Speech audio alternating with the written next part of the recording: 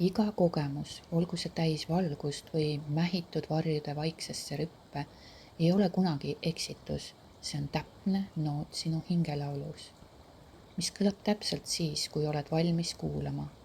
Elu ei eksi, see orkestreerib kõik hoole ja täpsusega, mida meie mõistus tihti ei mõista, aga meie süda tunneb ära.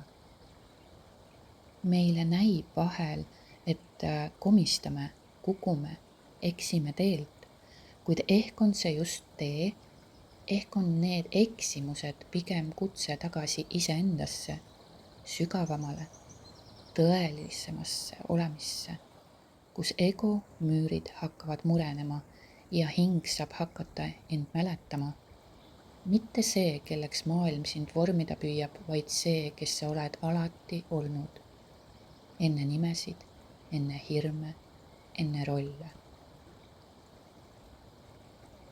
Kui me lubame endal täielikult kogeda nii valgust kui varju, siis me ärkame.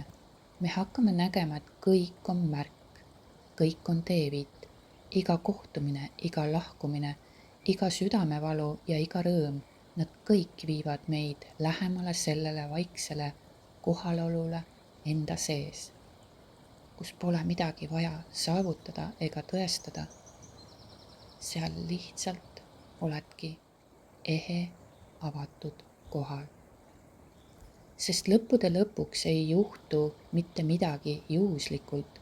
Kõik, mis sinuga juhtub, juhtub sinu pärast, mitte karistusena, vaid kingitusena. Et sa mäletaksid, et sa näeksid läbi illusioonide, mida ego on ehitanud kaitseks, kuid mis nüüd piiravad sind.